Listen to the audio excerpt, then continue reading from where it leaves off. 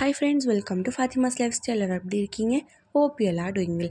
இன்றைக்கி வந்து என்ன பார்க்க போகிறோம்னா, ஆரி கிளாஸோடைய நெக்ஸ்ட் பார்ட் தான் பார்க்க போகிறோம். இதுக்கு முன்னாடி வந்து ஜரி த்ரெட் வச்சுட்டு எப்படி வந்து செயின் ஸ்டிச் போடுறது அப்படின்னு நான் சொல்லி கொடுத்துருந்தேன்ல, அதே மாதிரி இப்போ சில்க் த்ரெட் வச்சு எப்படி செயின் ஸ்டிச் போடலாம் அப்படின்னு நான் சொல்ல போகிறேன். சில்க் த்ரெட் வந்து நீங்கள் எந்த பிராண்டு வேணாலும் வாங்கிக்கலாம். அண்ட் உங்களுக்கு பிடிச்ச கலராக பார்த்து வாங்கிக்கோங்க. நீடில் இதை சில்க் த்ரெட்டில் போடுறது வந்து ரொம்ப முக்கியமானது தான். சேம் நம்ம வந்து ஜரி த்ரெட்டில் போட்ட மாதிரி தான் போட போகிறோம். நீங்கள் வந்து இதை வந்து கொஞ்சம் பொறுமையாக ஹேண்டில் பண்ணுற மாதிரி இருக்கும். ஸோ நல்லா ட்ரை பண்ணி பாருங்கள்.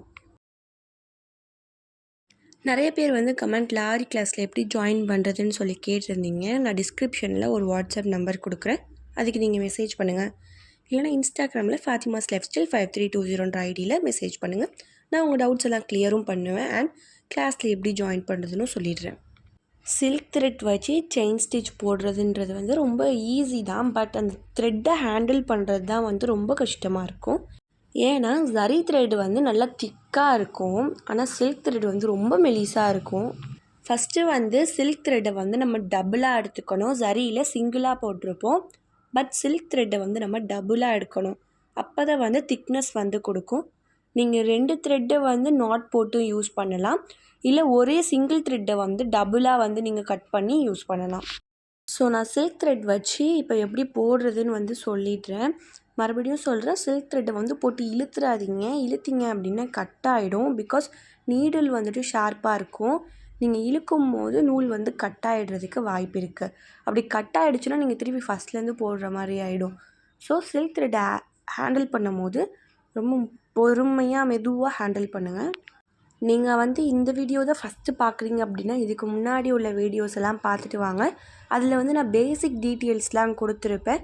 அப்போ தான் வந்து இந்த வீடியோ உங்களுக்கு புரியும், ஈஸியாகவும் இருக்கும். டேரெக்டாக ஃபஸ்ட்டு இதை பார்த்து நீங்கள் ட்ரை பண்ணாதீங்க. இதுக்கு முன்னாடி வந்து ஜரி த்ரெட் வச்சு எப்படி செயின் ஸ்டிச் போடுறதுன்னு சொல்லியிருப்பேன்.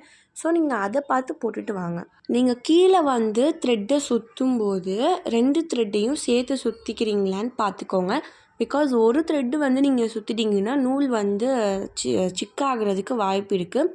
அதனால் 2 த்ரெட்டு மீன்ஸ் நம்ம டபுளாக போட்டிருக்கோம்ல சில்க் த்ரெட்டு, அதை வந்து நம்ம நீடிலில் வந்து 2த்தையுமே சுற்றிருக்கோமா அப்படின்னு சொல்லிட்டு நல்லா செக் பண்ணிக்கோங்க. மெதுவாக போட்டு பாருங்கள், வேகமாக போட்டுறாதீங்க. பிகாஸ் உங்களுக்கு வந்துருச்சுன்னா பரவாயில்ல, சில பேருக்கு ஸ்டார்டிங்கில் எடுத்தோட சுத்தமாக வராது. நானுமே கற்றுக்கும் போது எனக்குமே கஷ்டமாக தான் இருந்துச்சு. ஸோ ரொம்ப பொறுமையாக ட்ரை பண்ணுங்கள். நூலை வந்து அவசரப்பட்டு இழுத்துறாதீங்க, நூல் வந்து கட் ஆகிடும்.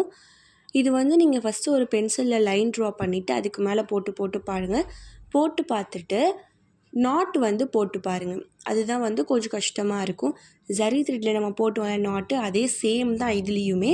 நான் இந்த வீடியோலையுமே வந்து அதை நான் காட்டுறேன். ஃபஸ்ட்டு உங்களுக்கு நாட் போட வரலனாலுமே ப்ராப்ளம் கிடையாது, போக போக வந்துடும். ஃபஸ்ட்டே வந்து ஸ்டிச்சை வந்து நல்லா போட்டு பாருங்கள். அதுக்கப்புறமாட்டு நாட் போடுறதுக்கு வந்து ப்ராக்டிஸ் பண்ணிக்கோங்க. இப்போ நான் வந்து ஃபஸ்ட்டு லைன் ஃபுல்லாக போட்டுட்டேன். பட் நான் இந்த ஃபஸ்ட் லைனில் நாட் போட்டு காட்டலை. செகண்டு வந்து ஒரு குட்டியான லைன் போடுறேன், அதில் வந்து உங்களுக்கு நாட் போட்டு காட்டுறேன். மறுபடியும் சொல்கிறேன், நாட் போட வரலனாலும் ப்ராப்ளம் இல்லை, ஸ்டிச்சை வந்து நல்லா போட்டு ப்ராக்டிஸ் பண்ணிக்கோங்க. இப்போ வந்து நம்ம போடுற அந்த ஸ்டிச்சு வந்துட்டு ரொம்ப நீட்டாக இருக்கணும். அப்போ தான் வந்து லுக்குமே வந்து ரொம்ப நல்லாயிருக்கும். இப்போ நான் அந்த சில்க் த்ரெட்டில் எப்படி நாட் போடுறதுன்னு சொல்லித்தரேன். சேம் தான் ஜரி த்ரெட்டில் போட்ட மாதிரி. இப்போ லாஸ்ட்டாக இருக்கிற அந்த நூலை வந்து நம்ம கையில் வந்து பிடிச்சிக்கணும், உள்ளே போயிடாமல். இப்போ அதுக்குள்ளேருந்து நம்ம இன்னொரு நூல் எடுக்கிறோமா, இப்போ நம்ம செகண்டாக எடுத்த நூல்லேருந்து ஃபஸ்ட்டு எடுத்த நூலை வந்து உள்ளேருந்து எடுக்கணும். அவ்வளோதான் வந்து நாட்டு. ஈஸி தான், பட் பார்க்குறதுக்கு கொஞ்சம் கஷ்டமாக இருக்கும். ப்ராக்டிஸ் பண்ணிங்கன்னா வந்துடும். நான் சொன்ன மாதிரி ஃபஸ்ட்டு வந்து ஒரு லைன் ட்ரா பண்ணிவிட்டு அதில் வந்து செயின் ஸ்டிச் போட்டு பாருங்கள்.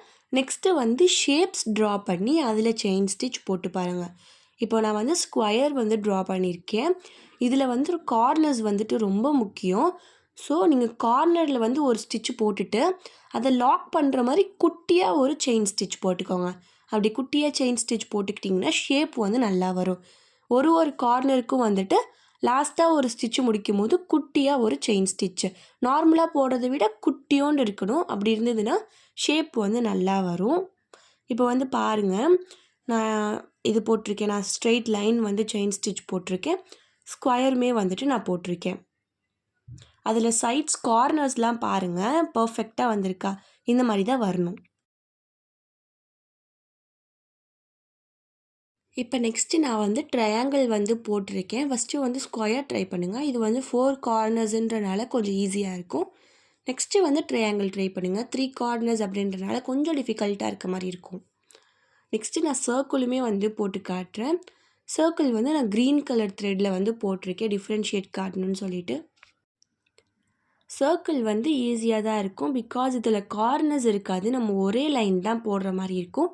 பட் இதில் வந்து நம்ம கொஞ்சம் ரொட்டேட் பண்ணி போடுறதுனால த்ரெட்டு வந்து அறுந்து போகிறதுக்கு சான்ஸ் இருக்குது. ஸோ அதனால நீங்கள் வந்து பொறுமையாக போட்டு ப்ராக்டிஸ் பண்ணுங்கள். லாஸ்ட்டாக வந்து ட்ரை பண்ணுங்கள் சர்க்கிள். ஸோ நான் இப்போ சர்க்கிளுமே போட்டு காட்டுறேன். இவ்வளோ தான் வந்து இன்றைக்கி நம்ம கிளாஸில் வந்து பார்க்க போகிறோம். வெறும் சில்க் த்ரெட்டில் எப்படி வந்து செயின் ஸ்டிச் போடுறதுன்னு பார்க்குறோம். உங்களுக்கு வந்து ஆரி கிளாஸில் ஜாயின் பண்ணணுன்னா மறக்காமல் எனக்கு மெசேஜ் பண்ணி உங்கள் நேமை கொடுத்துருங்க. அப்போ தான் நான் உங்கள் நேமை நோட் பண்ணிவிட்டு இன்கேஸ் சர்டிஃபிகேட் கொடுக்குறதா இருந்தால் கொடுக்க முடியும். உங்களுக்கு இந்த வீடியோ பிடிச்சிருக்குன்னு நினைக்கிறேன். மறக்காமல் சப்ஸ்கிரைப் பண்ணிக்கோங்க. தேங்க்யூ ஃபார் வாட்சிங். இன்னொரு வீடியோவில் பார்க்கலாம்.